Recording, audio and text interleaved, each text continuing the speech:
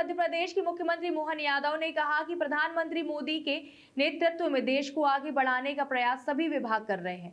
आज अंतरिम बजट पेश किया गया। गरीब, महिला, युवा, किसान पर ये बजट केंद्रित रहा। आने वाले समय में भारत विश्व की तीसरी सबसे बड़ी अर्थव्यवस्था बनने की दिशा में आगे बढ़ रहा है। किसानों, युवाओं, रोजगार। मुझे इस बात की प्रसन्नता है कि लगातार यशस्वी प्रधानमंत्री श्रीमान नरेंद्र मोदी जी के नेतृत्व में देश को आगे बढ़ाने के प्रयास विभिन्न विभाग कर रहे हैं और खास करके जो बजट आज का लेखानुदान के नाते से आया, पूर्ण बजट तो जुलाई में आएगा, लेकिन हम सब जानते हैं कि उनके सर्वहितैषी सर्वस्पर्शी कामों के आधार पर सभी विभागों पर पर्याप्त ध्यान देते हुए खास करके गरीब, महिला, युवा, किसान पर केंद्रित प्रधानमंत्री ने इस बजट को जो ध्यान केंद्रित किया, जिसके कारण से लगभग 25 करोड़ हमारी आबादी गरीब रेखा से बाहर आई है।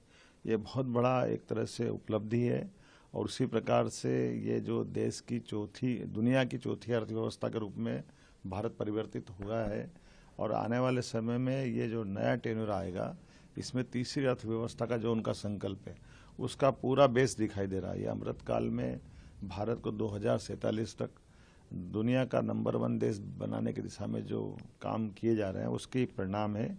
और खास करके इस 2 करोड़ लोगों को नए आवास देने की जो कल्पना की गई है, ये तो बगैर कोई कारण से गरीब लोग अपना घर नहीं बना पा रहे हैं, उनके घर पे वो अभिशाप नहीं है, ये परमात्मा की कृपा है। यशस्वी प्रधानमंत्री हर गरीब के घर पक्की छत का जो सपना देखते हैं, उसका ही परिणाम है कि उनने अभी जो पुरानी गरीबी रेखा की लाइन थी, उसमें बड़े पैमाने पे वो काम किया था और 2 करोड़ नए घर का जो संकल्प किया, ये अद्भुत है।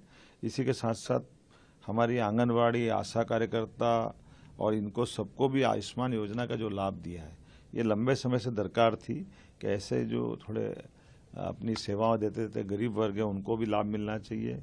आगामी खास करके जिस प्रकार से डिजिटल इंडिया को बढ़ावा देने की बात कही है और डिजिटल इंडिया के माध्यम से बड़े पैमाने पर बहुत सारे सुधार भी लागू किए जा रहे हैं।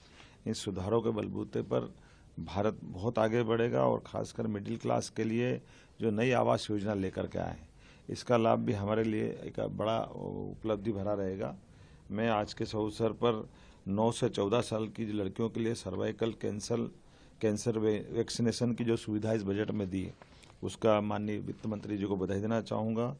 आगामी समय में हमारे लिए 1 करोड़ घरों में जो रूफ टॉप सोलर प्लांट के अंतर्गत जो नई योजना बनाई गई, जिसके माध्यम से 1 करोड़ घरों में 300 यूनिट बिजली के बिल की बचत का रास्ता निकाला जाएगा। ये न केवल ऊर्जा के क्षेत्र में क्रांतिकारी कदम है, इसका बड़ा लाभ हमको मिलेगा। मध्य प्रदेश में पर्यटन की अपार संभावना है। ऐसे पर्यटन को लेकर के माननीय नरेंद्र मोदी जी की सरकार ने वित्त मंत्री जी के माध्यम से लगभग 75,000 करोड़ के ब्याज मुक्त ऋण देने का जो निर्णय किया है, ये हमारे लिए बिल्कुल आमूलचूल परिवर्तन कर देगा। पर्यटन अब केवल एक क्षेत्र में नहीं, पर्यटन से कई सारे सेक्टर में लाभ मिलेगा और मध्य प्रदेश में तो अपार संभावना है।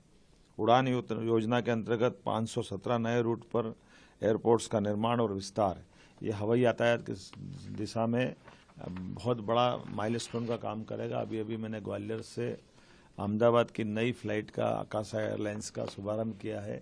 ऐसे भविष्य में बहुत बड़े पैमाने पर हवाई यातायात की संभावना मध्य प्रदेश में, क्योंकि मध्य प्रदेश बहुत भौगोलिक दृष्टि से बड़ा है, ऐसे में हमारे इस यातायात का भी लाभ मिलेगा। उम्मीद करता हूँ ये उम्मीदों भरा बजट भारत की प्रगति में, उन्नति में और आर्थिक दृष्टि में एक नई ऊंचाई तक पहुँचेगा। मेरी अपनी ओर से श्रीमती निर्मला सीतारमण जी को बधाई, माननीय प्रधानमंत्री जी को बधाई। और इसी परिप्रेक्ष्य में हमारे विभिन्न विभागों को जोड़ करके हम अपने लेखानुदान में इन बजट का लाभ लेंगे और मध्य प्रदेश को देश का नंबर 1 का राज्य बनाने की दिशा में आगे बढ़ेंगे।